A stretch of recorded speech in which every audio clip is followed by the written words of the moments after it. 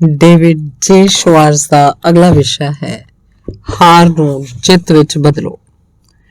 ਸਮਾਜ ਸੇਵਕ ਤੇ ਦੂਜੇ ਲੋਕ ਜਿਹੜੇ ਗਰੀਬ ਇਲਾਕਿਆਂ ਜਾਂ ਝੁੱਗੀ ਝੌਂਪੜੀਆਂ ਦੀਆਂ ਬਸਤੀਆਂ 'ਚ ਕੰਮ ਕਰਦੇ ਆ, ਉਹਨਾਂ ਦਾ ਕਹਿਣਾ ਹੈ ਕਿ ਇਹਨਾਂ ਤਰਸਯੋਗ ਲੋਕਾਂ ਦੀ ਉਮਰ, ਧਾਰਮਿਕ ਆਸਥਾ, ਸਿੱਖਿਆ ਤੇ ਪਿਛੋਕੜ ਵੱਖ-ਵੱਖ ਹੁੰਦਾ ਹੈ। ਇਹਨਾਂ 'ਚ ਕਈ ਨਾਗਰਿਕ ਤਾਂ ਵਿਚਿੱਤਰ ਤੌਰ ਤੇ ਜਵਾਨ ਹੁੰਦੇ ਆ, ਕਈ ਬਿਰਧ ਹੁੰਦੇ ਆ, ਕੁਝ ਕਾਲਜ ਗ੍ਰੈਜੂਏਟ ਹੁੰਦੇ ਆ ਤੇ ਕੁਝ ਬਿਲਕੁਲ ਅਨਪੜ੍ਹ, ਕਈ ਸ਼ਾਦੀशुदा ਤੇ ਕਈ ਕੁਆਰੇ ਹੁੰਦੇ ਆ। ਪਰ ਗਰੀਬੀ ਦੇ ਦਲਦਲ 'ਚ ਰਹਿਣ ਵਾਲੇ ਸਾਰੇ ਅਸਫਲ ਲੋਕਾਂ 'ਚ ਇੱਕ ਗੱਲ ਤਾਂ ਸਮਾਨ ਹੁੰਦੀ ਹੈ, ਹਰ ਆਦਮੀ ਹਾਰਿਆ, ਪਿੱਟਿਆ ਤੇ ਸੱਟ ਖਾਇਆ ਹੋਇਆ ਹੈ। ਹਰ ਇੱਕ ਨੇ ਜੀਵਨ 'ਚ ਇਹੋ ਜਿਹੀਆਂ ਸਮੱਸਿਆਵਾਂ ਨੂੰ ਝੱਲਿਆ ਹੋਇਆ ਹੈ ਜਿਨ੍ਹਾਂ ਦੇ ਅੱਗੇ ਉਹ ਗੋਡੇ ਟੇਕ ਚੁੱਕੇ ਹੈ। ਉਹ ਤੁਹਾਨੂੰ ਉਸ ਸੁਭਾਗੀ ਸਥਿਤੀ ਦੇ ਬਾਰੇ ਦੱਸਣ ਦੇ ਲਈ ਉਤਸੁਕ ਹਨ, ਬੇਤਾਬ ਹਨ, ਜਿਹੜੀ ਉਹਨਾਂ ਦੀ ਜ਼ਿੰਦਗੀ ਦਾ ਵਾਟਰਲੂ ਸਾਬਤ ਹੋਈ। ਮਾਨਵੀ ਅਨੁਭਵ ਦੀਆਂ ਇਹ ਦਾਸਤਾਨਾਂ ਮੇਰੀ ਪਤਨੀ ਮੇਰਾ ਘਰ ਛੱਡ ਕੇ ਦੌੜ ਗਈ ਤੋਂ ਲੈ ਕੇ ਆਪਣਾ ਸਾਰਾ ਕੁਝ ਗੁਆ ਦਿੱਤਾ ਤੇ ਮੇਰੇ ਕੋਲ ਜਾਣ ਦੇ ਲਈ ਕੋਈ ਹੋਰ ਥਾਂ ਬਾਕੀ ਨਹੀਂ ਸੀ ਬਚੀ ਤੋਂ ਲੈ ਕੇ ਮੈਂ 2-1 ਕੰਮ ਇਹੋ ਜਿਹੇ ਕੀਤੇ ਜਿਸ ਨਾਲ ਮੇਰਾ ਸਮਾਜਿਕ ਬਾਈਕਾਟ ਕਰ ਦਿੱਤਾ ਗਿਆ ਤੇ ਮੈਂ ਇੱਥੇ ਚਲਾ ਗਿਆ। ਜਦੋਂ ਅਸੀਂ ਸਕਿਡ ਰੋ ਯਾਨੀ ਅਸਫਲਤਾ ਦੇ ਦਲਦਲ ਤੋਂ ਉੱਤੇ ਚੱਲ ਕੇ ਮਿਸਟਰ ਤੇ ਮਿਸਿਸ ਔਸਤ ਬੰਦੇ ਦੇ ਇਲਾਕੇ 'ਚ ਪੁੱਜਦੇ ਹਾਂ ਤਾਂ ਅਸੀਂ ਉਹਨਾਂ ਦੇ ਜੀਵਨ ਸਤਰ 'ਚ ਅੰਤਰ ਸਪਸ਼ਟ ਵੇਖ ਸਕਦੇ ਹਾਂ। ਪਰ ਅਸੀਂ ਇੱਕ ਵਾਰ ਫਿਰ ਇਹ ਦੇਖਦੇ ਹਾਂ ਕਿ ਮਿਸਟਰ ਔਸਤ ਬੰਦਾ ਵੀ ਆਪਣੇ ਔਸਤ ਹਾਲਾਤਾਂ ਦੇ ਲਈ ਉਹੀ ਬੁਨਿਆਦੀ ਕਾਰਨ ਦੱਸਦੇ ਹੈ ਜਿਹੜੇ ਮਿਸਟਰ ਅਸਫਲ ਨੇ ਦੱਸੇ ਸੀ। ਅੰਦਰੋਂ ਮਿਸਟਰ ਔਸਤ ਬੰਦਾ ਹਾਰੇ ਹੋਏ ਮਹਿਸੂਸ ਕਰਦੇ ਹੈ। ਜਿਨ੍ਹਾਂ ਹਾਲਾਤਾਂ ਤੋਂ ਸੱਟ ਖਾਏ ਹੋਏ ਨੇ ਉਹਨਾਂ ਦੇ ਫੱਟ ਅਜੇ ਵੀ ਨਹੀਂ ਭਰੇ। ਹੁਣ ਉਹ ਜ਼ਿਆਦਾ ਸਾਵਧਾਨ ਹੋ ਗਏ ਹੈ। ਹੁਣ ਉਹ ਰੁਕ ਕੇ ਚੱਲਦੇ ਹੈ, ਛਾਤੀ ਚੌੜੀ ਕਰਕੇ ਨਹੀਂ ਚੱਲਦੇ, ਜੇਤੂ ਸੈਨਾਪਤੀ ਵਾਂਗ ਸਿਰ ਉਠਾ ਕੇ ਨਹੀਂ ਚੱਲਦੇ, ਬਲਕਿ ਹਾਰੇ ਹੋਏ ਨਿਰਾਸ਼ ਸਿਪਾਹੀ ਦੀ ਤਰ੍ਹਾਂ ਸਿਰ ਝੁਕਾ ਕੇ ਚੱਲਦੇ ਆ। ਉਹ ਹਾਰੇ ਹੋਏ ਮਹਿਸੂਸ ਕਰਦੇ ਆ ਪਰ ਉਹ ਆਪਣੀ ਔਸਤ ਜ਼ਿੰਦਗੀ ਦੀ ਸਜ਼ਾ ਕੱਟਣ ਦੀ ਕੋਸ਼ਿਸ਼ ਕਰਦੇ ਆ ਜਿਹਦੇ ਵਾਸਤੇ ਉਹ ਆਪਣੇ ਨਸੀਬ ਨੂੰ ਦੋਸ਼ ਦਿੰਦੇ ਆ। ਇਸ ਬੰਦੇ ਨੇ ਵੀ ਹਾਰ ਦੇ ਸਾਹਮਣੇ ਸਮਰਪਣ ਕਰ ਦਿੱਤਾ, ਪਰ ਇਹਨੇ ਇਹ ਸਮਰਪਣ ਤਾਰਕਿਕ ਰੂਪ ਤੋਂ ਚੰਗੇ ਢੰਗ ਨਾਲ, ਸਮਾਜਿਕ ਤੌਰ ਤੇ ਪ੍ਰਵਾਨ ਢੰਗ ਨਾਲ ਕੀਤਾ। ਹੁਣ ਜਦੋਂ ਅਸੀਂ ਸਫਲਤਾ ਦੀ ਘੱਟ ਭੀੜ ਵਾਲੀ ਦੁਨੀਆ ਤੋਂ ਉੱਤੇ ਚੜ੍ਹਦੇ ਹਾਂ, ਅਸੀਂ ਵੇਖਦੇ ਹਾਂ ਕਿ ਇੱਥੇ ਵੀ ਹਰ ਤਰ੍ਹਾਂ ਦੇ ਪਿਛੋਕੜ ਤੋਂ ਆਏ ਲੋਕ ਮੌਜੂਦ ਹੈ। ਕਾਰਪੋਰੇਟ ਐਗਜ਼ੀਕਿਊਟਿਵ ਹੋਣ ਜਾਂ ਪ੍ਰਸਿੱਧ ਮੰਤਰੀ ਜਾਂ ਸਰਕਾਰੀ ਅਫਸਰ, ਹਰ ਖੇਤਰ 'ਚ ਚੋਟੀ ਦੇ ਲੋਕਾਂ ਨੂੰ ਦੇਖਣ ਤੋਂ ਅਸੀਂ ਪਾਉਂਦੇ ਹਾਂ।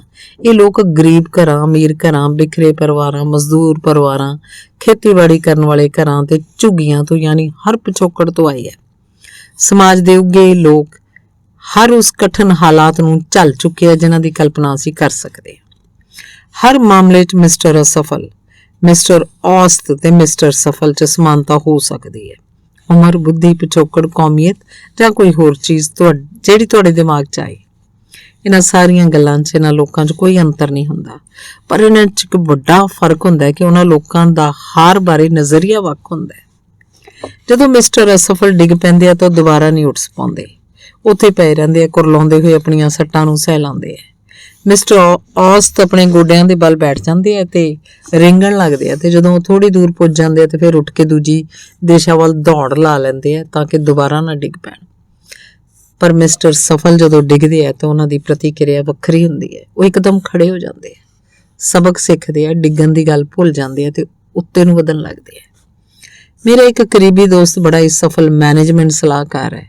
ਜਦੋਂ ਤੁਸੀਂ ਉਹਦੇ ਆਫਿਸ 'ਚ ਪੈਰ ਰੱਖਦੇ ਹੋ ਤਾਂ ਤੁਹਾਨੂੰ ਸੱਚਮੁੱਚ ਇਹੋ ਜਿਹਾ ਲੱਗਦਾ ਹੈ ਜਿਵੇਂ ਤੁਸੀਂ ਕਿਸੇ ਪੌਸ਼ ਇਲਾਕੇ 'ਚ ਆ ਗਏ ਹੋ। ਫਰਨੀਚਰ ਇੰਨਾ ਸ਼ਾਨਦਾਰ ਹੁੰਦਾ ਹੈ, ਗਲੀਚੇ ਇੰਨੇ ਆਲੀਸ਼ਾਨ, ਗਾਹਕ ਇੰਨੇ ਮਹੱਤਵਪੂਰਨ ਤੇ ਮਾਹੌਲ ਇੰਨਾ ਵਿਅਸਤ ਕਿ ਤੁਸੀਂ ਪਹਿਲੀ ਨਜ਼ਰ 'ਚ ਹੀ ਅੰਦਾਜ਼ਾ ਲਾ ਸਕਦੇ ਹੋ ਕਿ ਉਹਦੀ ਕੰਪਨੀ ਬਹੁਤ ਸਫਲ ਤੇ ਖੁਸ਼ਹਾਲ ਹੋਏਗੀ। ਕੋਈ ਆਲੋਚਕ ਇਹ ਕਹਿ ਸਕਦਾ ਹੈ ਕਿ ਇਸ ਤਰ੍ਹਾਂ ਦਾ ਮਾਹੌਲ ਚੁਸਤ ਆਦਮੀ ਬਣਾ ਸਕਦਾ ਹੈ, ਪਰ ਆਲੋਚਕ ਗਲਤ ਹੈ। ਇਸ ਤਰ੍ਹਾਂ ਦਾ ਮਾਹੌਲ ਹੁਸ਼ਿਆਰ ਬੰਦੇ ਨੇ ਨਹੀਂ ਬਣਾਇਆ। ਇਹ ਮਾਹੌਲ ਕਿਸੇ ਬੁੱਧੀਮਾਨ ਜਾਂ ਅਮੀਰ ਜਾਂ ਖੁਸ਼ਕਿਸਮਤ ਬੰਦੇ ਨੇ ਨਹੀਂ ਬਣਾਇਆ। ਇਹ ਮਾਹੌਲ ਕੇਵਲ ਸ਼ਬਦ ਦੇ ਇਸਤੇਮਾਲ 'ਚ ਮੈਨੂੰ ਸੰਕੋਚ ਹੁੰਦਾ ਹੈ ਕਿਉਂਕਿ ਕੇਵਲ ਦਾ ਮਤਲਬ ਤੁਹਾਨੂੰ ਬੜਾ ਥੋੜਾ ਲੱਗ ਸਕਦਾ ਹੈ। ਇੱਕ ਮਿਹਨਤੀ ਬੰਦੇ ਨੇ ਬਣਾਇਆ ਜਿਹਨੇ ਕਦੇ ਇਹ ਸੋਚਿਆ ਵੀ ਨਹੀਂ ਹੋਏਗਾ ਕਿ ਉਹ ਹਾਰ ਗਿਆ। ਇਸ ਖੁਸ਼ਹਾਲ ਤੇ ਪ੍ਰਸਿੱਧ ਕੰਪਨੀ ਦੇ ਪਿੱਛੇ ਉਸ ਇਨਸਾਨ ਦੀ ਕਹਾਣੀ ਹੈ ਜਿਹਨੇ ਉੱਤੇ ਆਉਣ ਲਈ ਸੰਘਰਸ਼ ਕੀਤਾ।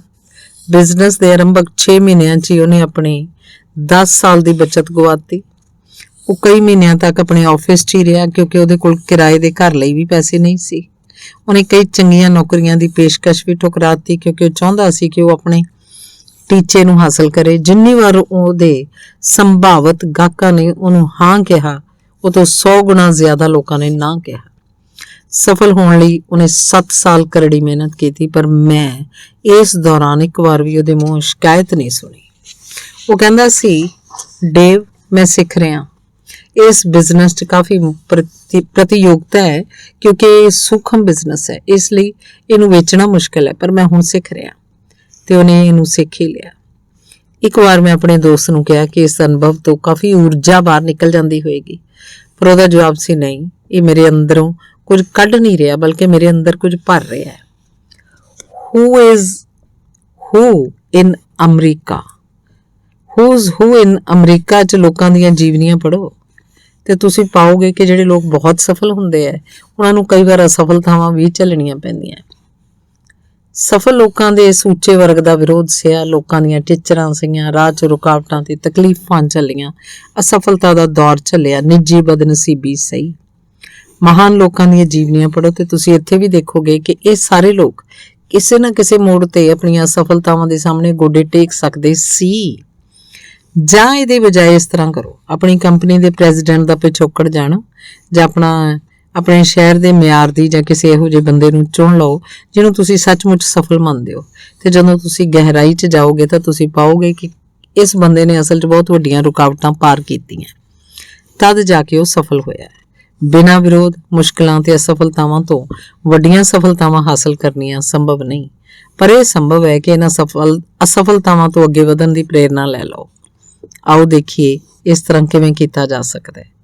ਮੈਂ ਕਾਰੋਬਾਰੀ 에ਅਰਲਾਈਨਸ ਦੇ ਅੰਕੜਿਆਂ ਨੂੰ ਦੇਖਿਆ ਹੈ, ਜਿਨ੍ਹਾਂ ਦੇ ਮੁਤਾਬਕ ਤਕਰੀਬਨ 10 ਬਿਲੀਅਨ ਮੀਲ ਦੀ ਉਡਾਨ 'ਚ ਕੇਵਲ ਇੱਕ ਐਕਸੀਡੈਂਟ ਹੁੰਦਾ ਹੈ। ਹਵਾਈ ਜਹਾਜ਼ ਅੱਜਕੱਲ ਬੜਾ ਜ਼ਿਆਦਾ ਸੁਰੱਖਿਅਤ ਹੈ। ਮਾੜੀ ਕਿਸਮਤ ਇਹਦੇ ਬਾਵਜੂਦ ਹਵਾਈ ਦੁਰਘਟਨਾਵਾਂ ਹੁੰਦੀਆਂ, ਪਰ ਜਦੋਂ ਕੋਈ ਐਕਸੀਡੈਂਟ ਹੁੰਦਾ ਤਾਂ ਸਿਵਲ ਐਰੋਨੌਟਿਕਸ ਐਡਮਿਨਿਸਟ੍ਰੇਸ਼ਨ CAA ਇੱਕਦਮ ਜਾਂਚ ਸ਼ੁਰੂ ਕਰ ਦਿੰਦਾ ਹੈ। ਐਕਸੀਡੈਂਟ ਦਾ ਕਾਰਨ ਕੀ ਸੀ? ਮੀਲਾਂ ਦੂਰ ਤੱਕ ਫੈਲੇ ਮਲਬੇ ਨੂੰ ਇਕੱਤਰ ਕੀਤਾ ਜਾਂਦਾ ਹੈ।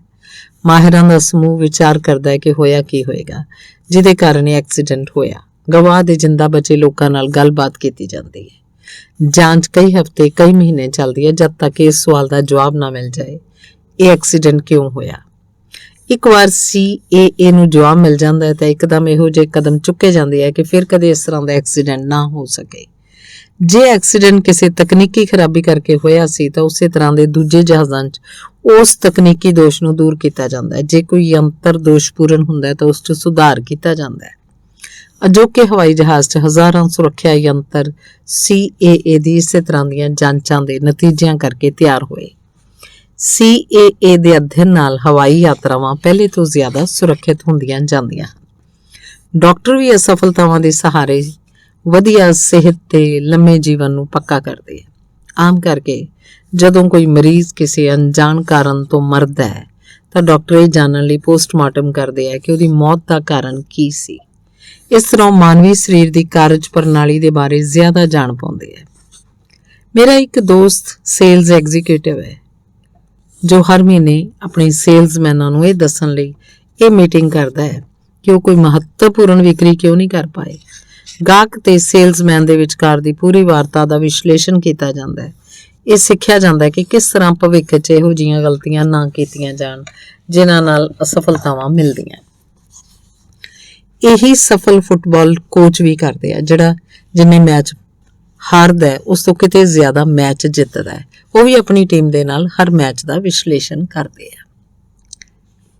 ਇਹਦਾ ਉਦੇਸ਼ ਹੈ ਟੀਮ ਅਗਲਾ ਮੈਚ ਚੰਗਾ ਖੇਡਣ। CAA ਅਫਸਰ, ਸਫਲ sales executive, doctor, football coach ਤੇ ਹੋਰ ਹਰ ਖੇਤਰ ਦੇ ਪ੍ਰੋਫੈਸ਼ਨਲ ਸਫਲਤਾ ਦੇ ਸਿਧਾਂਤ ਦਾ ਪਾਲਣ ਕਰਦੇ ਹੈ। ਹਰ ਅਸਫਲਤਾ ਤੋਂ ਕੁਝ ਨਾ ਕੁਝ ਬਚਾ ਲਓ। ਜਦੋਂ ਅਸੀਂ ਅਸਫਲ ਹੁੰਦੇ ਹਾਂ ਤਾਂ ਅਸੀਂ ਭਾਵਨਾਤਮਕ ਤੌਰ ਤੇ ਇੰਨੇ ਦੁਖੀ ਤੇ ਬੇਚੈਨ ਹੋ ਜਾਂਦੇ ਹਾਂ ਕਿ ਅਸੀਂ ਉਹ ਤੋਂ ਸਬਕ ਸਿੱਖਣਾ ਭੁੱਲ ਜਾਂਦੇ ਹਾਂ। ਪ੍ਰੋਫੈਸਰ ਜਾਣਦੇ ਆ ਕਿ ਫੇਲ ਹੋਣ ਤੋਂ ਬਾਅਦ ਵਿਦਿਆਰਥੀ ਦੀ ਪ੍ਰਤੀਕਿਰਿਆ ਤੋਂ ਹੀ ਸਫਲਤਾ ਦੀ ਉਸ ਸੰਭਾਵਨਾ ਦਾ ਪਤਾ ਲੱਗਦਾ ਹੈ। ਜਦੋਂ ਮੈਂ ਡਿਟਰੋਇਟ 'ਚ ਵੇਨ ਸਟੇਟ ਯੂਨੀਵਰਸਿਟੀ 'ਚ ਪ੍ਰੋਫੈਸਰ ਸੀ ਤਾਂ ਮੈਂ ਇੱਕ ਸੀਨੀਅਰ ਵਿਦਿਆਰਥੀ ਨੂੰ ਫੇਲ ਕਰ ਦਿੱਤਾ। ਮੇਰੇ ਕੋਲ ਕੋਈ ਦੂਜਾ ਰਸਤਾ ਹੀ ਨਹੀਂ ਸੀ। ਇਸ ਨਾਲ ਵਿਦਿਆਰਥੀ ਨੂੰ ਗਹਿਰਾ ਸਦਮਾ ਲੱਗਾ। ਉਹਨੇ ਗ੍ਰੈਜੂਏਸ਼ਨ ਦੇ ਬਾਅਦ ਦੀਆਂ ਯੋਜਨਾਵਾਂ ਬਣਾ ਲਈਆਂ ਸੀ, ਇਸ ਕਾਰਨ ਉਹਦੀ ਹਾਸੀ ਉੱਡਣੀ ਤੈਅ ਸੀ। ਉਹਦੇ ਕੋਲ 2 ਰਸਤੇ ਸੀ। ਜਾਂ ਤਾਂ ਉਹ 1 ਸਾਲ ਹੋਰ ਪੜ੍ਹੇ ਤੇ ਪ੍ਰੀਖਿਆ ਪਾਸ ਕਰੇ ਤੇ ਜਾਂ ਫਿਰ ਉਹ ਬਿਨਾਂ ਡਿਗਰੀ ਲਏ ਕਾਲਜ ਛੱਡ ਕੇ ਚਲਾ ਜਾਏ। ਮੈਨੂੰ ਆਸ ਸੀ ਕਿ ਆਪਣੀ ਅਸਫਲਤਾ ਤੇ ਵਿਦਿਆਰਥੀ ਨਿਰਾਸ਼ ਹੋਏਗਾ, ਸ਼ਾਇਦ ਉਹ ਉਤੇਜਿਤ ਵੀ ਹੋਵੇ। ਜਦ ਮੈਂ ਉਹਨੂੰ ਸਮਝਾਇਆ ਤਾਂ ਅਸਫਲ ਕਿਉਂ ਹੋਇਆ ਤਾਂ ਉਹਨੇ ਮੰਨਿਆ ਕਿ ਉਹਨੇ ਇਸ ਵਾਰ ਠੀਕ ਤਰ੍ਹਾਂ ਪੜ੍ਹਾਈ ਨਹੀਂ ਸੀ ਕੀਤੀ। ਪਰ ਉਹਨੇ ਕਿਹਾ ਮੇਰਾ ਪਿਛਲਾ ਰਿਕਾਰਡ ਤਾਂ ਠੀਕ ਹੈ, ਤੁਸੀਂ ਉਹਨੂੰ ਧਿਆਨ 'ਚ ਕਿਉਂ ਨਹੀਂ ਰੱਖਿਆ? ਮੈਂ ਉਹਨੂੰ ਦੱਸਿਆ ਕਿ ਮੈਂ ਇਸ ਤਰ੍ਹਾਂ ਨਹੀਂ ਸੀ ਕਰ ਸਕਦਾ ਕਿਉਂਕਿ ਅਸੀਂ ਹਰ ਸਾਲ ਦਾ ਵੱਖ-ਵੱਖ ਮੁਲਾਂਕਣ ਕਰਦੇ ਹਾਂ। ਮੈਂ ਵੀ ਜੋੜਿਆ ਕਿ ਕਠੋਰ ਵਿਦਿਅਕ ਨਿਯਮਾਂ ਦੇ ਚੱਲਦੇ ਨੰਬਰ ਤਦ ਵਧਾਏ ਜਾ ਸਕਦੇ ਆ ਜਦ ਜਾਂਚਣ ਵਾਲੇ ਪ੍ਰੋਫੈਸਰ ਨੇ ਕੋਈ ਗਲਤੀ ਕੀਤੀ ਹੋਵੇ। ਜਦੋਂ ਵਿਦਿਆਰਥੀ ਨੂੰ ਪਤਾ ਚੱਲਿਆ ਕਿ ਉਹਦੇ ਨੰਬਰ ਵਧਣ ਦੇ ਸਾਰੇ ਰਸਤੇ ਬੰਦ ਹੋ ਗਏ ਤਾਂ ਉਹ ਕਾਫੀ ਗੁੱਸੇ 'ਚ ਹੋ ਗਿਆ। ਉਹਨੇ ਕਿਹਾ ਪ੍ਰੋਫੈਸਰ ਮੈਂ ਤੁਹਾਨੂੰ ਇਸ ਸ਼ਹਿਰ ਦੇ 50 ਲੋਕਾਂ ਦੇ ਨਾਂ ਗਿਣਾ ਸਕਦਾ ਜਿਹੜੇ ਬੇਹੱਦ ਸਫਲ ਹਨ ਪਰ ਉਹ ਕਦੇ ਕਾਲਜ ਨਹੀਂ ਗਏ, ਨਾ ਹੀ ਉਹਨਾਂ ਦੇ ਕੋਲ ਕੋਈ ਡਿਗਰੀ ਹੈ। ਗ੍ਰੈਜੂਏਸ਼ਨ ਦੀ ਡਿਗਰੀ ਦੀ ਕੀ ਮਹੱਤਤਾ ਹੈ? ਕੀ ਪ੍ਰੀਖਿਆ ਵਿੱਚ ਥੋੜੇ ਜਿਹੇ ਖਰਾਬ ਨੰਬਰ ਮਿਲਣ ਕਾਰਨ ਮੈਨੂੰ ਮੇਰੀ ਡਿਗਰੀ ਨਹੀਂ ਮਿਲੇਗੀ? ਰੱਬ ਦਾ ਸ਼ੁਕਰ ਹੈ, ਉਹਨੇ ਅੱਗੇ ਕਿਹਾ, ਬਾਹਰਲੀ ਦੁਨੀਆ 'ਚ ਲੋਕੀ ਤੁਹਾਡੇ ਵਰਗੇ ਪ੍ਰੋਫੈਸਰਾਂ ਵਾਂਗ ਨਹੀਂ ਸੋਚਦੇ। ਇਸ ਟਿੱਪਣੀ ਦੇ ਬਾਅਦ ਮੈਂ 45 ਸੈਕਿੰਡ ਤੱਕ ਰੁਕਿਆ। ਫਿਰ ਮੈਂ ਆਪਣੇ ਵਿਦਿਆਰਥੀ ਨੂੰ ਕਿਹਾ ਤੁਹਾਡੀਆਂ ਜ਼ਿਆਦਾਤਰ ਗੱਲਾਂ ਠੀਕ ਹਨ। ਇਹੋ ਜਿਹੇ ਕਈ ਸਫਲ ਲੋਕ ਹਨ ਜਿਨ੍ਹਾਂ ਦੇ ਕੋਲ ਕਾਲਜ ਦੀ ਕੋਈ ਡਿਗਰੀ ਨਹੀਂ ਹੈ ਜਾਂ ਜਿਨ੍ਹਾਂ ਨੇ ਇਸ ਡਿਗਰੀ ਦਾ ਨਾਂ ਤੱਕ ਨਹੀਂ ਸੁਣਿਆ, ਤੇ ਇਹ ਤੁਹਾਡੇ ਲਈ ਸੰਭਵ ਵੀ ਹੈ ਕਿ ਤੁਸੀਂ ਬਿਨਾਂ ਡਿਗਰੀ ਦੇ ਜੀਵਨ 'ਚ ਸਫਲ ਹੋ ਜਾਓ। ਪੂਰੇ ਜੀਵਨ ਦੇ ਹਿਸਾਬ ਨਾਲ ਦੇਖਿਆ ਜਾਏ ਤਾਂ ਤੁਹਾਡੇ ਫੇਲ ਹੋਣ ਦਾ ਤੁਹਾਡੇ ਜੀਵਨ ਦੀ ਸਫਲਤਾ ਜਾਂ ਅਸਫਲਤਾ ਦੇ ਨਾਲ ਕੋਈ ਸਿੱਧਾ ਸੰਬੰਧ ਨਹੀਂ ਹੈ, ਪਰ ਫੇਲ ਹੋਣ ਦੇ ਪ੍ਰਤੀ ਤੁਹਾਡੇ ਰਵੱਈਏ ਨਾਲ ਬਹੁਤ ਫਰਕ ਪੈ ਜਾਂਦਾ ਹੈ। ਉਹ ਕਿਵੇਂ? ਉਹਨੇ ਪੁੱਛਿਆ। ਮੈਂ ਜਵਾਬ ਦਿੱਤਾ, ਬਾਹਰਲੀ ਦੁਨੀਆ ਦੇ ਲੋਕ ਵੀ ਤੁਹਾਨੂੰ ਉਸੇ ਤਰ੍ਹਾਂ ਨੰਬਰ ਦਿੰਦੇ ਆ ਜਿਵੇਂ ਅਸੀਂ ਲੋਕ ਦਿੰਦੇ ਹਾਂ। ਉੱਥੇ ਵੀ ਇਸੇ ਗੱਲ ਦਾ ਮਹੱਤਵ ਹੁੰਦਾ ਹੈ ਕਿ ਤੁਸੀਂ ਆਪਣੇ ਕੰਮ ਨੂੰ ਕਿੰਨੀ ਚੰਗੀ ਤਰ੍ਹਾਂ ਕਰਦੇ ਹੋ। ਬਾਹਰਲੀ ਦੁਨੀਆ 'ਚ ਵੀ ਕੋਈ ਤੁਹਾਨੂੰ ਘਟੀਆ ਕੰਮ ਕਰਨ ਤੇ ਪ੍ਰਮੋਸ਼ਨ ਨਹੀਂ ਦੇਗਾ, ਨਾ ਹੀ ਕੋਈ ਤਨਖਾਹ ਵਧਾਏਗਾ। ਮੈਂ ਇੱਕ ਵਾਰ ਰੁਕਿਆ ਤਾਂ ਜੋ ਪੂਰੀ ਗੱਲ ਸਮਝ ਸਕੇ। ਫਿਰ ਮੈਂ ਕਿਹਾ ਕਿ ਮੈਂ ਤੁਹਾਨੂੰ ਇੱਕ ਮਸ਼ਵਰਾ ਦੇ ਸਕਦਾ? ਹੁਣੇ ਤੁਸੀਂ ਬਹੁਤ ਨਿਰਾਸ਼ ਹੋ, ਮੈਂ ਸਮਝ ਸਕਦਾ ਤੁਹਾਨੂੰ ਕਿਵੇਂ ਲੱਗ ਰਿਹਾ ਹੋਵੇਗਾ। ਜੇ ਤੁਸੀਂ ਇਸੇ ਗੱਲ ਤੋਂ ਉਤੇਜਿਤ ਹੋ ਤਾਂ ਮੈਂ ਇਹਦਾ ਬਿਲਕੁਲ ਵੀ ਬੁਰਾ ਨਹੀਂ ਮੰਨਿਆ। ਮੈਂ ਚਾਹੁੰਦਾ ਕਿ ਤੁਸੀਂ ਇਸ ਤਜਰਬੇ ਨੂੰ ਸਕਾਰਾਤਮਕ ਢੰਗ ਨਾਲ ਲਓ। ਇਹ ਤੁਹਾਨੂੰ ਇੱਕ ਮਹੱਤਵਪੂਰਨ ਸਬਕ ਸਿਖਾ ਸਕਦਾ ਹੈ। ਜੇ ਤੁਸੀਂ ਚੰਗਾ ਕੰਮ ਨਹੀਂ ਕਰੋਗੇ ਤਾਂ ਤੁਸੀਂ ਉੱਥੇ ਨਹੀਂ ਪੁੱਜ ਪਾਓਗੇ ਜਿੱਥੇ ਤੁਸੀਂ ਪੁੱਜਣਾ ਚਾਹੁੰਦੇ ਹੋ। ਇਸ ਸਬਕ ਨੂੰ ਸਿੱਖ ਲਓ। ਅੱਜ ਤੋਂ 5 ਸਾਲ ਬਾਅਦ ਜਾ ਕੇ ਤੁਹਾਨੂੰ ਇਹ ਅਹਿਸਾਸ ਹੋਏਗਾ ਕਿ ਇਹ ਤੁਹਾਡੇ ਵੱਲੋਂ ਸਿੱਖੀਆਂ ਗਈਆਂ ਜੀਵਨ ਦੀਆਂ ਸਭ ਤੋਂ ਕੀਮਤੀ ਸਿੱਖਿਆਵਾਂ ਵਿੱਚੋਂ ਇੱਕ ਹੈ। ਮੈਂ ਇਹ ਜਾਣ ਕੇ ਬੜਾ ਖੁਸ਼ ਹੋਇਆ ਕਿ ਕੁਝ ਦਿਨਾਂ ਬਾਅਦ ਉਸ ਵਿਦਿਆਰਥੀ ਨੇ ਇੱਕ ਵਾਰ ਫਿਰ ਕਾਲਜ 'ਚ ਐਡਮਿਸ਼ਨ ਲੈ ਲਈ। ਇਸ ਵਾਰ ਉਹ ਬੜੇ ਚੰਗੇ ਨੰਬਰਾਂ ਨਾਲ ਪਾਸ ਹੋਇਆ। ਇਹਦੇ ਬਾਅਦ ਉਹ ਖਾਸ ਤੌਰ ਤੇ ਮੈਨੂੰ ਮਿਲਣ ਆਇਆ। ਉਹਨੇ ਮੈਨੂੰ ਦੱਸਿਆ ਕਿ ਸਾਡੀ ਪਹਿਲੀ ਮੁਲਾਕਾਤ ਦਾ ਉੱਤੇ ਬੜਾ ਡੂੰਘਾ ਅਸਰ ਹੋਇਆ। ਤੁਹਾਡੇ ਕੋਰਸ ਵਿੱਚ ਫੇਲ ਹੋ ਜਾਣ ਨਾਲ ਮੈਂ ਬਹੁਤ ਕੁਝ ਸਿੱਖਿਆ। ਉਹਨੇ ਕਿਹਾ ਕਿ ਇਹ ਅਜੀਬ ਲੱਗੇਗਾ ਪ੍ਰੋਫੈਸਰ, ਪਰ ਹੁਣ ਮੈਂ ਖੁਸ਼ ਹਾਂ ਕਿ ਮੈਂ ਪਹਿਲੀ ਵਾਰ 'ਚ ਪਾਸ ਨਹੀਂ ਹੋਇਆ। ਅਸੀਂ ਹਾਰ ਨੂੰ ਜਿੱਤ 'ਚ ਬਦਲ ਸਕਦੇ ਹਾਂ। ਸਬਕ ਸਿੱਖੋ, ਉਹਨੂੰ ਆਪਣੇ ਜੀਵਨ 'ਚ ਉਤਾਰੋ, ਪਿੱਛੇ ਮੁੜ ਕੇ ਹਾਰ ਵੱਲ ਦੇਖੋ ਤੇ ਮੁਸਕਰਾਓ। ਫਿਲਮਾਂ ਦੇ ਸ਼ੌਕੀਨ ਲੋਕ ਮਹਾਨ ਐਕਟਰ ਬੈਰੀਮੋਰ ਨੂੰ ਕਦੇ ਵੀ ਨਹੀਂ ਭੁੱਲ ਪਾਉਣਗੇ। 1936 'ਚ ਬੈਰੀਮੋਰ ਦੇ ਕੂਲੇ 'ਚ ਫ੍ਰੈਕਚਰ ਹੋ ਗਿਆ। ਇਹ ਫ੍ਰੈਕਚਰ ਕਦੇ ਠੀਕ ਨਹੀਂ ਹੋ ਪਾਇਆ। ਕਈ ਲੋਕਾਂ ਨੂੰ ਲੱਗਿਆ ਮਿਸਟਰ ਬੈਰੀਮੋਰ ਦੀ ਜ਼ਿੰਦਗੀ ਖਤਮ ਹੋ ਗਈ, ਪਰ ਨਹੀਂ, ਮਿਸਟਰ ਬੈਰੀਮੋਰ ਨੂੰ ਇਸ ਤਰ੍ਹਾਂ ਨਹੀਂ ਲੱਗਿਆ। ਉਹਨਾਂ ਨੇ ਇਸ ਰੁਕਾਵਟ ਨੂੰ ਦੂਰ ਕਰਕੇ ਆਪਣੀ ਐਕਟਿੰਗ ਦੀ ਸਫਲਤਾ ਤੋਂ ਵੀ ਵੱਡੀ ਸਫਲਤਾ ਦਾ ਰਾਹ ਬਣਾ ਲਿਆ। ਅਗਲੇ 18 ਸਾਲਾਂ ਤੱਕ ਦਰਦ ਦੇ ਬਾਵਜੂਦ ਉਹਨਾਂ ਨੇ ਵੀਲ ਚੇਅਰ ਤੇ ਬੈਠੇ ਦਰਜਨਾਂ ਸਫਲ ਭੂਮਿਕਾਵਾਂ ਵਿੱਚ ਐਕਟਿੰਗ ਕੀਤੀ। 15 ਮਾਰਚ 1945 ਨੂੰ W. ਕਾਲਵਿਨ ਵਿਲੀਅਮਸ ਫਰਾਂਸ 'ਚ ਇੱਕ ਟੈਂਕ ਦੇ ਪਿੱਛੇ ਚੱਲ ਰਹੇ ਸੀ। ਟੈਂਕ ਇੱਕ ਬਾਰੂਦੀ ਸੁਰੰਗ ਨਾਲ ਟਕਰਾਇਆ। ਉਹ 'ਚ ਧਮਾਕਾ ਹੋਇਆ। ਮਿਸਟਰ ਵਿਲੀਅਮਸ ਸਦਾ ਲਈ ਅੰਨੇ ਹੋ ਗਏ। ਪਰ ਇਹ ਐਕਸੀਡੈਂਟ ਮਿਸਟਰ ਵਿਲੀਅਮਸ ਨੂੰ ਪਾਦਰੀ ਤੇ ਸਲਾਹਕਾਰ ਬਣਨ ਦੇ ਆਪਣੇ ਟੀਚੇ ਦਾ ਪਿੱਛਾ ਕਰਨ ਤੋਂ ਨਹੀਂ ਰੋਕ ਪਾਈ। ਜਦੋਂ ਉਹਨਾਂ ਨੇ ਕਾਲਜ ਤੋਂ ਗ੍ਰੈਜੂਏਸ਼ਨ ਕਰ ਲਿਆ ਤਾਂ ਵਿਲੀਅਮਸ ਨੇ ਕਿਹਾ ਕਿ ਉਹਨਾਂ ਦੇ ਵਿਚਾਰਾਂ ਤੋਂ ਉਹਨਾਂ ਦਾ ਅੰਨਾਪਨ ਉਹਨਾਂ ਦੇ ਚੁਣੇ ਹੋਏ ਕੈਰੀਅਰ ਲਈ ਇੱਕ ਵਰਦਾਨ ਸਾਬਤ ਹੋਏਗਾ। ਮੈਂ ਕਦੀ ਬਾਹਰੀ ਚੀਜ਼ਾਂ ਨੂੰ ਦੇਖ ਕੇ ਫੈਸਲੇ ਨਹੀਂ ਲਵਾਂਗਾ। ਇਸ ਵਾਸਤੇ ਮੈਂ ਹਮੇਸ਼ਾ ਬੰਦੇ ਨੂੰ ਦੂਜਾ ਮੌਕਾ ਦਿਆਂਗਾ। ਮੇਰੇ ਅੰਨੇਪਨ ਨਾਲ ਮੈਨੂੰ ਇਹ ਮੁਨਾਫਾ ਵੀ ਹੋਏਗਾ ਕਿ ਕੋਈ ਬੰਦਾ ਕਿਹੋ ਜਿਹਾ ਵੀ ਦੇਖੇ, ਮੈਂ ਸਾਰਿਆਂ ਨਾਲ ਇੱਕੋ ਜਿਹਾ ਵਿਹਾਰ ਕਰਾਂਗਾ। ਮੈਂ ਇਸ ਤਰ੍ਹਾਂ ਦਾ ਇਨਸਾਨ ਬਣਨਾ ਚਾਹੁੰਦਾ ਜਿਹਦੇ ਕੋਲ ਕੋਈ ਵੀ ਆ ਸਕੇ ਤੇ ਬੇਝਿਜਕ ਆਪਣੇ ਦਿਲ ਦੀਆਂ ਗੱਲਾਂ ਕਰ ਸਕੇ। ਕੀ ਇਹ ਇੱਕ ਸ਼ਾਨਦਾਰ ਉਦਾਹਰਣ ਨਹੀਂ ਹੈ ਕਿ ਕਿਸ ਤਰ੍ਹਾਂ ਇੱਕ ਕਰੂਰ ਕੌੜੀ ਹਾਰ ਨੂੰ ਜਿੱਤ 'ਚ ਬਦਲਿਆ ਜਾ ਸਕਦਾ ਹੈ? ਹਾਰ ਕੇਵਲ ਇੱਕ ਮਾਨਸਿਕ ਸਥਿਤੀ ਹੈ ਤੋਂ ਜ਼ਿਆਦਾ ਕੁਝ ਨਹੀਂ। ਮੇਰਾ ਇੱਕ ਦੋਸਤ ਸਟਾਕ ਮਾਰਕੀਟ ਵਿੱਚ ਸਫਲ ਤੇ ਪ੍ਰਸਿੱਧ ਨਿਵੇਸ਼ਕ ਹੈ। ਉਹ ਆਪਣੇ ਨਿਵੇਸ਼ ਦੇ ਹਰ ਨਿਰਣੇ ਨੂੰ ਆਪਣੇ ਅਤੀਤ ਦੇ ਤਜਰਬਿਆਂ ਦੇ ਆਧਾਰ ਤੇ ਲੈਂਦਾ ਹੈ। ਇੱਕ ਵਾਰ ਉਹਨੇ ਮੈਨੂੰ ਦੱਸਿਆ, ਜਦ ਮੈਂ 15 ਸਾਲ ਪਹਿਲਾਂ ਨਿਵੇਸ਼ ਕਰਨਾ ਸ਼ੁਰੂ ਕੀਤਾ, ਮੇਰੇ ਹੱਥ ਕਈ ਵਾਰ ਜਲੇ।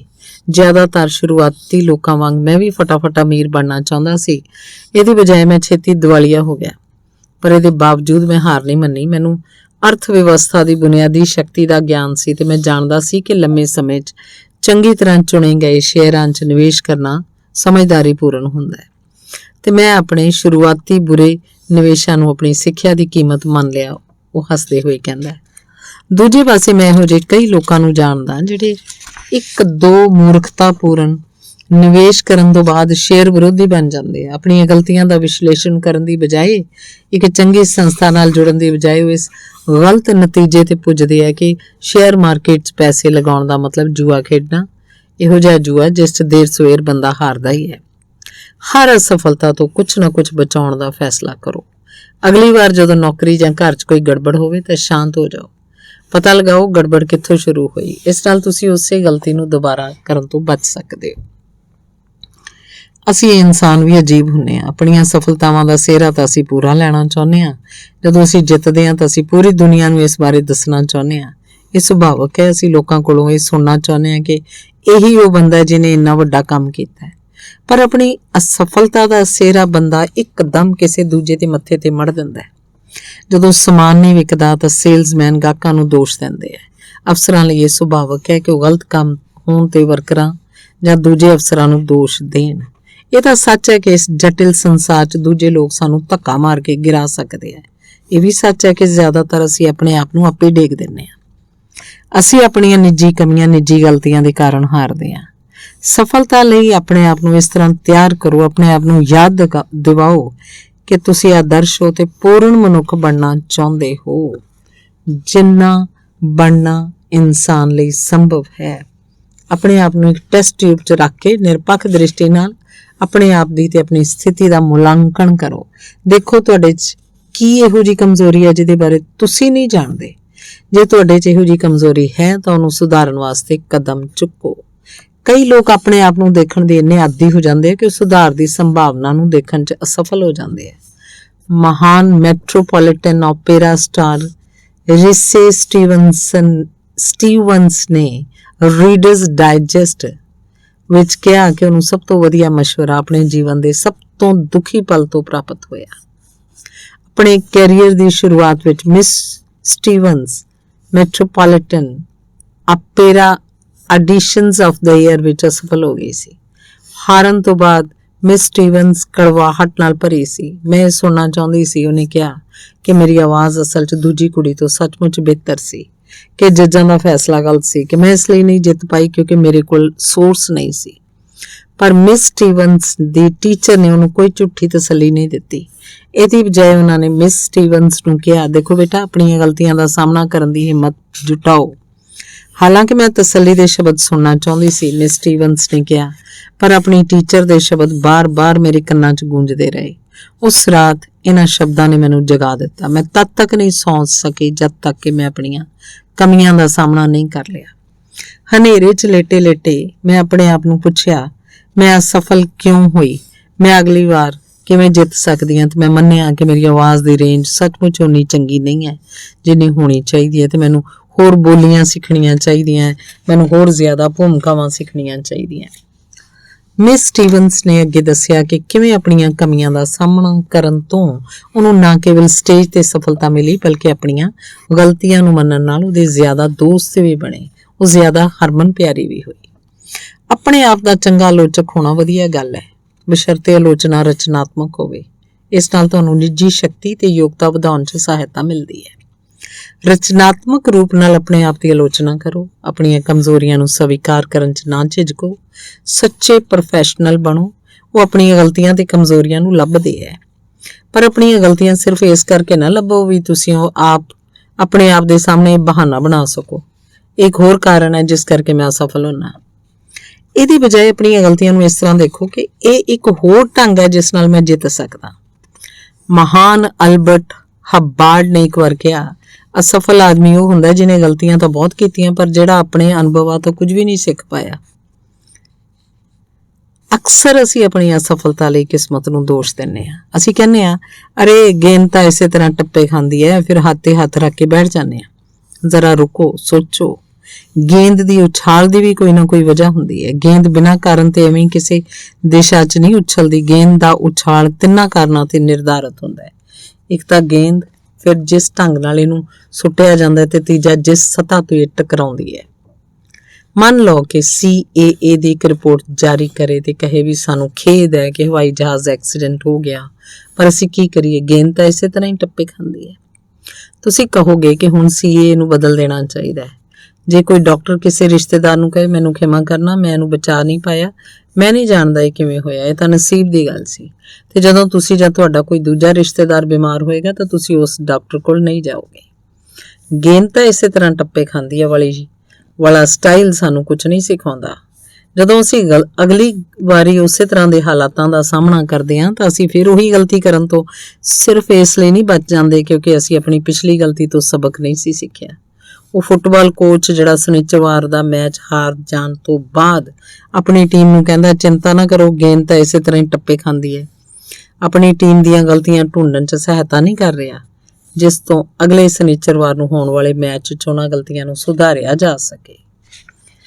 ਡਿਅਰਬਾਰਨ, ਮਿਸ਼ੀਗਨ ਤੇ ਮੇਅਰ ਆਰਵਿਲ ਹਬਾਰਡ 17 ਸਾਲਾਂ ਤੋਂ ਲਗਾਤਾਰ ਮੇਅਰ ਹਨ। ਦੇਸ਼ ਦੇ ਸਭ ਤੋਂ ਵੱਧ ਸਨਮਾਨਿਤ ਨਗਰ ਪ੍ਰਸ਼ਾਸਕਾਂ ਵਿੱਚੋਂ ਇੱਕ ਹਨ। ਡਿਅਰਬਾਰਨ ਦੇ ਮੇਅਰ ਬਣਨ ਤੋਂ 10 ਸਾਲ ਪਹਿਲਾਂ ਮਿਸਟਰ ਹਬਾਰਡ ਵੀ ਬਦਕਿਸਮਤੀ ਦਾ ਬਹਾਨਾ ਬਣਾ ਕੇ ਰਾਜਨੀਤੀ ਛੱਡ ਸਕਦੇ ਸੀ। ਲਗਾਤਾਰ ਜੇਤੂ ਬਣਨ ਤੋਂ ਪਹਿਲਾਂ ਆਰਵਿਲ ਹਬਾਰਡ 3 ਵਾਰੀ ਬਦਕਿਸਮਤ ਰਹੇ ਕਿਉਂਕਿ ਉਹਨਾਂ ਨੂੰ ਮੇਅਰ ਦੇ ਅਹੁਦੇ ਤੇ ਨਾਮਜ਼ਦ ਹੀ ਨਹੀਂ ਸੀ ਕੀਤਾ ਗਿਆ। 3 ਵਾਰ ਉਹਨਾਂ ਨੇ ਸਟੇਟ ਸੀਨੇਟਰ ਦੇ ਵਾਸਤੇ ਨਾਮਜ਼ਦਗੀ ਹਾਸਲ ਕਰਨ ਦੀ ਕੋਸ਼ਿਸ਼ ਕੀਤੀ ਸੀ ਪਰ ਉਹ ਅਸਫਲ ਰਹੇ। ਪਰ ਆਰਵਿਲ ਹਬਾਰਡ ਨੇ ਆਪਣੀਆਂ ਹਾਰਾਂ ਦਾ ਅਧਿਐਨ ਕੀਤਾ। ਉਹਨਾਂ ਨੇ ਇਹਨੂੰ ਆਪਣੀ ਰਾਜਨੀਤਿਕ ਸਿੱਖਿਆ ਦਾ ਹਿੱਸਾ ਮੰਨਿਆ ਤੇ ਅੱਜ ਉਹ ਸਥਾਨਿਕ ਸਰਕਾਰ ਦੀ ਸਭ ਤੋਂ ਮੰਨੇ ਹੋਏ, ਸਭ ਤੋਂ ਅਜਿੱਤ ਰਾਜਨੇਤਾਵਾਂ ਵਿੱਚੋਂ ਇੱਕ ਹਨ। ਨਸੀਬ ਨੂੰ ਦੋਸ਼ ਦੇਣ ਦੀ ਬਜਾਏ ਆਪਣੀਆਂ ਅਸਫਲਤਾਵਾਂ ਦਾ ਵਿਸ਼ਲੇਸ਼ਣ ਕਰੋ। ਜੇ ਤੁਸੀਂ ਹਾਰ ਜਾਂਦੇ ਹੋ ਤਾਂ ਸਿੱਖੋ। ਜ਼ਿਆਦਾਤਰ ਲੋਕ ਜ਼ਿੰਦਗੀ 'ਚ ਆਪਣੀਆਂ ਅਸਫਲਤਾਵਾਂ ਦਾ ਵਿਸ਼ਲੇਸ਼ਣ ਕਰਨ ਵਾਲੇ ਵੇਲੇ ਬਦਕਿਸਮਤੀ, ਬਦਨਸੀਬੀ, ਕਿਸਮਤ ਜਾਂ ਤਕਦੀਰ ਨੂੰ ਦੋਸ਼ ਦਿੰਦੇ ਆ।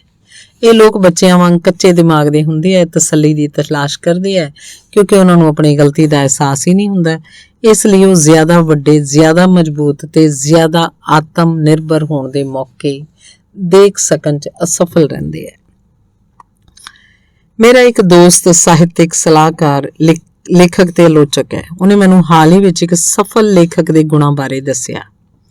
ਬਹੁਤੇ ਭਾਵੀ ਲੇਖਕ, ਉਹਨੇ ਦੱਸਿਆ, ਲਿਖਣ ਦੇ ਬਾਰੇ ਗੰਭੀਰ ਨਹੀਂ ਰਹਿੰਦੇ। ਉਹ ਕੁਝ ਸਮੇਂ ਤੱਕ ਕੋਸ਼ਿਸ਼ ਕਰਦੇ ਆ, ਜਦੋਂ ਉਹਨਾਂ ਨੂੰ ਪਤਾ ਚੱਲਦਾ ਹੈ ਕਿ ਇਸ 'ਚ ਮਿਹਨਤ ਕਰਨੀ ਪੈਂਦੀ ਹੈ, ਅਸਲ ਕੰਮ ਕਰਨਾ ਪੈਂਦਾ, ਤਾਂ ਉਹ ਲਿਖਣਾ ਛੱਡ ਦਿੰਦੇ ਆ। ਮੈਂ ਇਹਨਾਂ ਲੋਕਾਂ ਨੂੰ ਨਹੀਂ ਝੱਲ ਸਕਦਾ ਕਿਉਂਕਿ ਇਹ ਲੋਕ ਕਿਸੇ ਸ਼ਾਰਟਕਟ ਦੀ ਤਲਾਸ਼ 'ਚ ਰਹਿੰਦੇ ਆ, ਜਦਕਿ ਇਹੋ ਜਿਹਾ ਕੋਈ ਸ਼ਾਰਟਕਟ ਹੁੰਦਾ ਹੀ ਨਹੀਂ।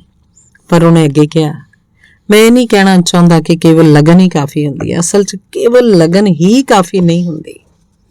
ਹੁਣੇ ਮੈਂ ਇੱਕ ਇਹੋ ਜਿਹੇ ਆਦਮੀ ਨੂੰ ਮਿਲਿਆ ਜਿਹਨੇ 62 ਕਹਾਣੀਆਂ ਲਿਖੀਆਂ ਪਰ ਉਹਨਾਂ 'ਚੋਂ ਇੱਕ ਵੀ ਨਹੀਂ ਛਪੀ। ਸਪਸ਼ਟ ਤੌਰ ਤੇ ਉਹ ਲੇਖਕ ਬਣਦੇ ਆਪਣੇ ਟੀਚੇ ਦੇ ਪ੍ਰਤੀ ਲਗਨਸ਼ੀਲ ਹੈ, ਪਰ ਇਸ ਆਦਮੀ ਦੇ ਨਾਲ ਸਮੱਸਿਆ ਇਹ ਹੈ ਕਿ ਉਹ ਹਰ ਕਹਾਣੀ ਇੱਕ ਹੀ ਤਰ੍ਹਾਂ ਲਿਖਦਾ ਹੈ। ਉਹਨੇ ਆਪਣੀਆਂ ਕਹਾਣੀਆਂ ਲਈ ਇੱਕ ਫਾਰਮੂਲਾ ਬਣਾ ਲਿਆ ਹੈ। ਉਹ ਆਪਣੀ ਸਮੱਗਰੀ ਨਾਲ ਕੋਈ ਪ੍ਰਯੋਗ ਨਹੀਂ ਕਰਦਾ। ਉਹਦੇ ਪਲਾਟ ਦੇ ਪਾਤਰ, ਇੱਥੋਂ ਤੱਕ ਕਿ ਉਹਦੀ ਸ਼ੈਲੀ ਵੀ ਨਹੀਂ ਬਦਲਦੀ। ਮੈਂ ਹੁਣ ਇਸ ਲੇਖਕ ਨੂੰ ਇਹ ਸਿਖਾਉਣ ਦੀ ਕੋਸ਼ਿਸ਼ ਕਰ ਰਿਹਾ ਕਿ ਨਵੀਆਂ ਸ਼ੈਲੀਆਂ ਤੇ ਨਵੀਆਂ ਤਕਨੀਕਾਂ ਨੂੰ ਸਿੱਖੇ। ਸਾਹਿਤਿਕ ਸਲਾਹਕਾਰ ਦੀ ਸਲਾਹ ਚੰਗੀ ਸੀ। ਸਾਡੇ 'ਚ ਲਗਨ ਹੋਣੀ ਚਾਹੀਦੀ ਹੈ, ਪਰ ਲਗਨ ਸਫਲਤਾ ਦੇ ਤੱਤਾਂ ਵਿੱਚੋਂ ਕੇਵਲ ਇੱਕ ਤੱਤ ਹੈ। ਅਸੀਂ ਕੋਸ਼ਿਸ਼ ਕਰ ਸਕਦੇ ਹਾਂ, ਬਾਰ-ਬਾਰ ਲਗਾਤਾਰ ਕੋਸ਼ਿਸ਼ ਕਰ ਸਕਦੇ ਹਾਂ। ਇਸ ਦੇ ਬਾਵਜੂਦ ਅਸੀਂ ਅਸਫਲ ਹੋ ਸਕਦੇ ਹਾਂ ਜਦ ਕਿ ਸਾਡੀ ਲਗਨ ਤੇ ਪ੍ਰਯੋਗਸ਼ੀਲਤਾ 'ਚ ਤਾਲਮੇਲ ਨਾ ਹੋਵੇ। ਐਡੀਸਨ ਦੇ ਬਾਰੇ ਕਿਹਾ ਜਾਂਦਾ ਹੈ ਕਿ ਉਹ ਅਮਰੀਕਾ ਦੇ ਸਾਰਿਆਂ ਤੋਂ ਵੱਧ ਲਗਨਸ਼ੀਲ ਵਿਗਿਆਨਕਾਂ ਵਿੱਚੋਂ ਇੱਕ ਸੀ। ਇਹ ਦੱਸਿਆ ਗਿਆ ਹੈ ਕਿ ਬਿਜਲੀ ਦੇ ਬੱਲਬ ਦੀ ਖੋਜ ਤੋਂ ਪਹਿਲਾਂ ਉਹਨੇ ਹਜ਼ਾਰਾਂ ਪ੍ਰਯੋਗ ਕੀਤੇ। ਪਰ ਇਹ ਧਿਆਨ ਦਿਓ, ਐਡੀਸਨ 'ਚ ਲਗਨ ਦੇ ਨਾਲ ਹੀ ਪ੍ਰਯੋਗਸ਼ੀਲਤਾ ਵੀ ਸੀ। ਉਹ ਬਿਜਲੀ ਦੇ ਬੱਲਬ ਨੂੰ ਵਿਕਸਿਤ ਕਰਨ ਦੇ ਆਪਣੇ ਉਦੇਸ਼ ਨੂੰ ਪਾਉਣ ਵਿੱਚ ਰੁੱਝੇ ਰਹੇ। ਉਹਨਾਂ ਨੇ ਲਗਨ ਦੇ ਨਾਲ ਪ੍ਰਯੋਗਸ਼ੀਲਤਾ ਨੂੰ ਵੀ ਮਿਲਾ ਦਿੱਤਾ। ਇੱਕ ਹੀ ਦਿਸ਼ਾ 'ਚ ਲਗਨ ਨਾਲ ਜੁਟੇ ਰਹਿਣਾ ਸਫਲਤਾ ਦੀ ਗਰੰਟੀ ਨਹੀਂ ਹੈ। ਲਗਨ ਦੇ ਪ੍ਰਯੋਗਸ਼ੀਲਤਾ ਦੇ ਤਾਲਮੇਲ ਨਾਲ ਸਫਲਤਾ ਦੀ ਗਰੰਟੀ ਮਿਲ ਜਾਂਦੀ ਹੈ। ਮੈਂ ਹੁਣੇ ਤੇਲ ਨੂੰ ਲੱਭਣ ਦੀ ਪ੍ਰਕਿਰਿਆ ਦੇ ਬਾਰੇ ਇੱਕ ਲੇਖ ਪੜ੍ਹਿਆ। ਇਸ ਵਿੱਚ ਲਿਖਿਆ ਗਿਆ ਹੈ ਕਿ ਤੇਲ ਦਾ ਖੂਹ ਖੋਦਣ ਤੋਂ ਪਹਿਲਾਂ ਤੇਲ ਕੰਪਨੀਆਂ ਚੱਟਾਨਾਂ ਦਾ ਸਰਵੇ ਕਰਦੀਆਂ, ਉਹਨਾਂ ਦੇ ਵਿਗਿਆਨਕ ਵਿਸ਼ਲੇਸ਼ਣ ਦੇ ਬਾਅਦ ਵੀ 8 ਵਿੱਚੋਂ 7 ਖੂਹ ਸੁੱਕੇ ਨਿਕਲਦੇ ਆ। ਤੇਲ ਕੰਪਨੀਆਂ ਆਪਣੀ ਤੇਲ ਦੀ ਤਲਾਸ਼ 'ਚ ਤਾਂ ਲਗਨਸ਼ੀਲ ਰਹਿੰਦੀਆਂ ਹੀ ਹੈ, ਪਰ ਉਹ ਇੱਕ ਹੀ ਖੂਹ ਨੂੰ ਮੂਰਖਤਾਪੂਰਨ ਗਹਿਰਾਈ ਤੱਕ ਖੋਦਣ 'ਚ ਨਹੀਂ ਜੁਟੀਆਂ ਰਹਿੰਦੀਆਂ। ਇਹਦੀ ਬਜਾਏ ਜਦੋਂ ਕਾਮਨ ਸੈਂਸ ਤੋਂ ਜਾਣ ਲੈਂਦੀਆਂ ਕਿ ਫਲਾਣੇ ਖੂਹ ਤੋਂ ਤੇਲ ਨਹੀਂ ਨਿਕਲ ਗਿਆ, ਤਾਂ ਉਹ ਇੱਕ ਨਵੇਂ ਖੂਹ ਨੂੰ ਖੋਦਣ ਦਾ ਪ੍ਰਯੋਗ ਕਰਨ ਲੱਗ ਜਾਂਦੀਆਂ। ਕਈ ਮਹੱਤਵਾਕਾਂਖੀ ਲੋਕ ਜੀਵਨ ਸ਼ਲਾਘਾਯੋਗ ਲਗਨਸ਼ੀਲਤਾ ਤੇ ਅਭਿਲਾਸ਼ਾਵਾਂ ਨਾਲ ਜ਼ਿੰਦਗੀ ਭਰ ਜੁਟੇ ਰਹਿੰਦੇ ਆ, ਪਰ ਉਹ ਕਦੇ ਵੀ ਇਸ ਲਈ ਸਫਲ ਨਹੀਂ ਹੋ ਪਾਉਂਦੇ ਕਿਉਂਕਿ ਉਹਨਾਂ 'ਚ ਪ੍ਰਯੋਗਸ਼ੀਲਤਾ ਨਹੀਂ ਹੁੰਦੀ। ਉਹ ਨਵੀਆਂ ਸ਼ੈਲੀਆਂ ਦਾ ਪ੍ਰਯੋਗ ਨਹੀਂ ਕਰ ਪਾਉਂਦੇ। ਆਪਣੇ ਨਿਸ਼ਾਨੇ ਨੂੰ ਬਣਾਈ ਰੱਖੋ, ਇਹਨੂੰ 1 ਇੰਚ ਵੀ ਇੱਧਰ ਉੱਧਰ ਨਾ ਹਿਲਾਓ, ਪਰ ਆਪਣੇ ਸਿਰ ਨੂੰ ਕਿਸੇ ਦੀਵਾਰ ਨਾਲ ਵੀ ਨਾ ਭੰਨੋ। ਜੇ ਤੁਹਾਨੂੰ ਨਤੀਜੇ ਨਹੀਂ ਮਿਲਦੇ ਤਾਂ ਕਿਸੇ ਦੂਜੇ ਤਰੀਕੇ ਦਾ ਇਸਤੇਮਾਲ ਕਰੋ।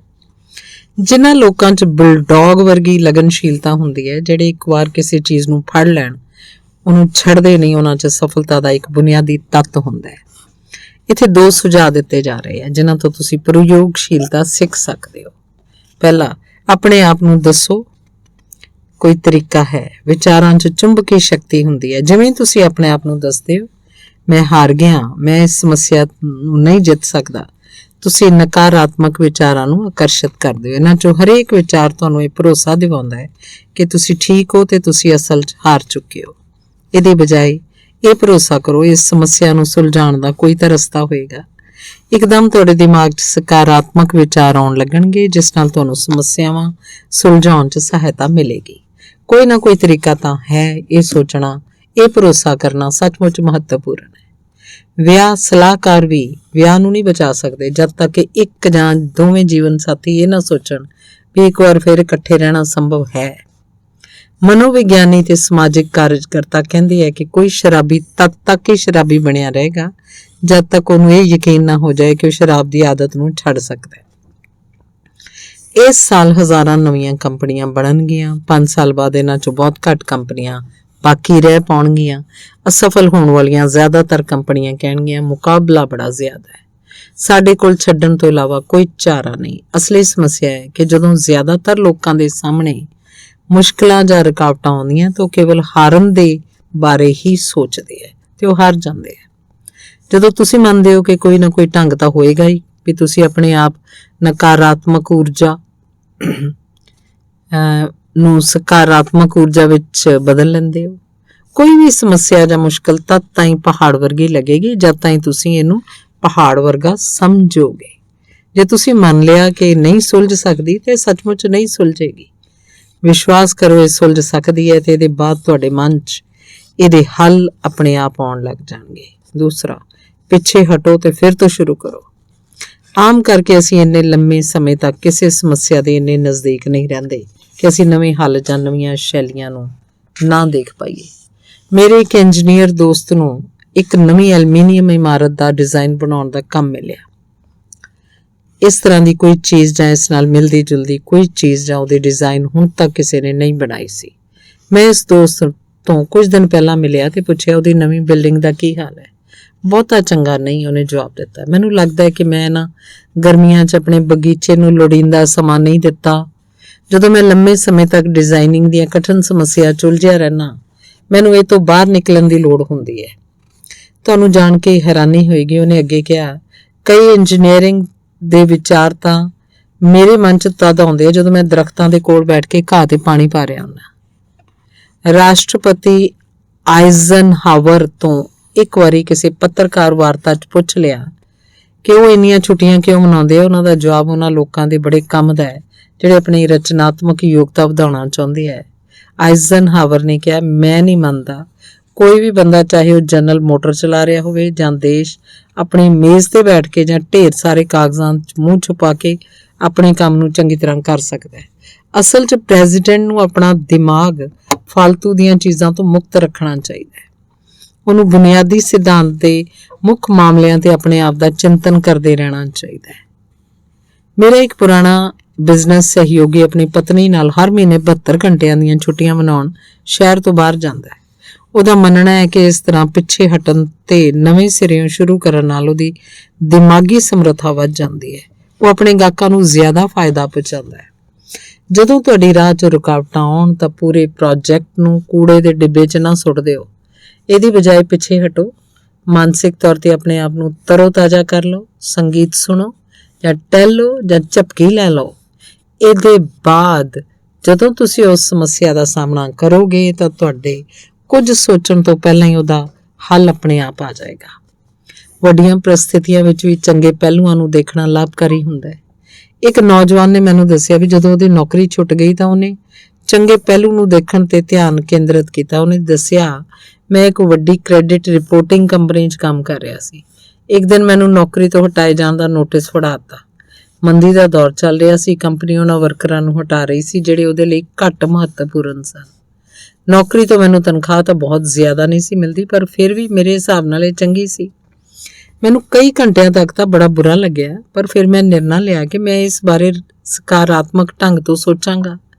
ਦਰਅਸਲ ਮੈਨੂੰ ਇਹ ਨੌਕਰੀ ਖਾਸ ਪਸੰਦ ਨਹੀਂ ਸੀ ਤੇ ਜੇਕਰ ਮੈਂ ਇੱਥੇ ਹੀ ਬਣਿਆ ਰਹਿੰਦਾ ਤਾਂ ਜ਼ਿਆਦਾ ਤਰੱਕੀ ਨਹੀਂ ਸੀ ਕਰ ਸਕਦਾ। ਹੁਣ ਮੈਂ ਇਹੋ ਜਿਹੀ ਨੌਕਰੀ ਤਲਾਸ਼ ਕਰ ਸਕਦਾ ਜੋ ਮੈਨੂੰ ਪਸੰਦ ਹੋਵੇ। ਛੇਤੀ ਮੈਨੂੰ ਮਨਪਸੰਦ ਨੌਕਰੀ ਵੀ ਮਿਲ ਗਈ। ਚੰਗੀ ਗੱਲ ਤਾਂ ਇਹ ਸੀ ਕਿ ਇੱਥੇ ਮੇਰੀ ਤਨਖਾਹ ਵੀ ਜ਼ਿਆਦਾ ਸੀ। ਕ੍ਰੈਡਿਟ ਕੰਪਨੀ ਤੋਂ ਕੱਢਿਆ ਜਾਣਾ ਵੀ ਮੇਰੇ ਲਈ ਬਹੁਤ ਵਧੀਆ ਸਾਬਤ ਹੋਇਆ। ਯਾਦ ਰੱਖੋ, ਤੁਸੀਂ ਕਿਸੇ ਵੀ ਹਾਲਤ 'ਚ ਉਹੀ ਵੇਖਦੇ ਹੋ ਜਿਹੜਾ ਤੁਸੀਂ ਦੇਖਣਾ ਚਾਹੁੰਦੇ ਹੋ। ਚੰਗੇ ਪਹਿਲੂ ਨੂੰ ਦੇਖੋ, ਹਾਰ ਨੂੰ ਜਿੱਤ 'ਚ ਬਦਲ ਲਓ। ਜੇ ਤੁਸੀਂ ਸਪਸ਼ਟ ਦ੍ਰਿਸ਼ਟੀ ਵਿਕਸਿਤ ਕਰ ਲੈਂਦੇ ਹੋ ਤਾਂ ਸਾਰੀਆਂ ਚੀਜ਼ਾਂ ਤੁਹਾਡੇ ਲਈ ਚੰਗਾ ਕੰਮ ਕਰਨਗੀਆਂ। ਸੰਖੇਪ ਵਿੱਚ ਸਫਲਤਾ ਜਾਂ ਅਸਫਲਤਾ 'ਚ ਫਰਕ ਇਸ ਗੱਲ ਦਾ ਹੁੰਦਾ ਹੈ ਕਿ ਅਸਫਲਤਾ ਰੁਕਾਵਟ, ਨਿਰਾਸ਼ਾਜਨਕ ਸਥਿਤੀਆਂ ਤੇ ਦਿਲ ਢਾਉਣ ਵਾਲੀਆਂ ਗੱਲਾਂ ਦੇ ਪ੍ਰਤੀ ਤੁਹਾਡਾ ਰਵੱਈਆ ਕਿਹੋ ਜਿਹਾ ਹੈ।